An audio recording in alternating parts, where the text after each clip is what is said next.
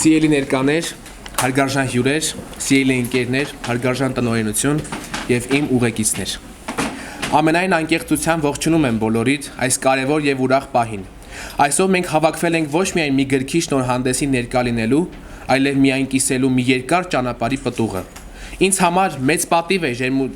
տեսնել ձեր բոլորի աչքերում այն ջերմությունը, հետաքրքրությունը եւ աջակցությունը, որոնք ինձ ուժ են տվել այս գրքի ստեղծման ընթացքում։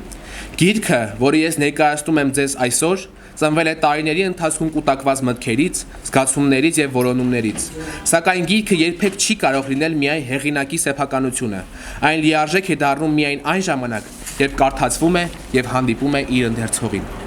Եվ հենց այդ հանդիպման պահն է այսօր։ Թույլ տվեք իմ խորին երախտագիտությունը հայտնել ձեզանից յուրաքանչյուրին ձեր ներկայության համար։ Ձեր ներկայությունը ինձ համար ամենամեծ գնահատականն ու ոգեշնչումն է։ Այս շնորհանդեսը իմ անձնական հաղթանակը չէ։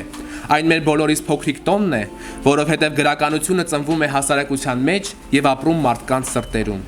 Ուզում եմ, որ այս հանդիպումը լինի ոչ միայն գրքի ներկայացում, այլև մտքերի, զգացմունքների եւ արժեքների մի մեծ փոխանակում։ Թող այսօրվա օրը դառնա հիշարժան մեզանից յուրաքանչյուրի համար։ Շնորհակալ եմ, որ այստեղ եք եւ մեծ սիրով ողջունում եմ բոլորիդ։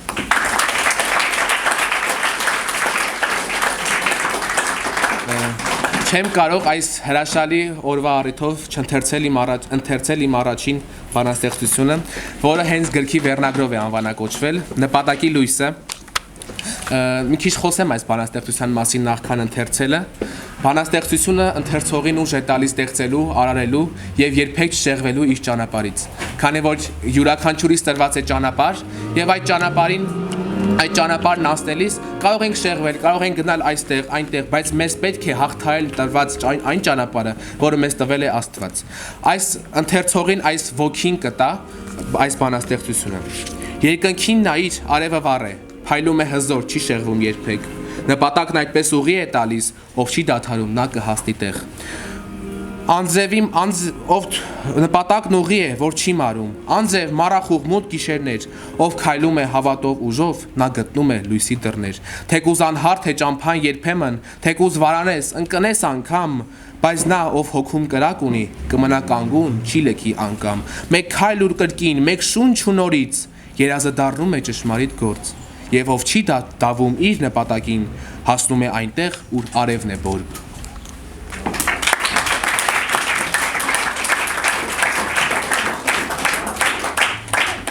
Երկրորդ բանաստեղծությունը, որը կուզեի ընթերցել, իմ առաջին հայրենասիրական այսօր այս համարին ես իմ առաջինները կընթերցեմ։ Առաջին հայրենասիրական բանաստեղծությունը, որը կոչվում է Հողու հայրենիք, նա մի քիչ հայրենասիրական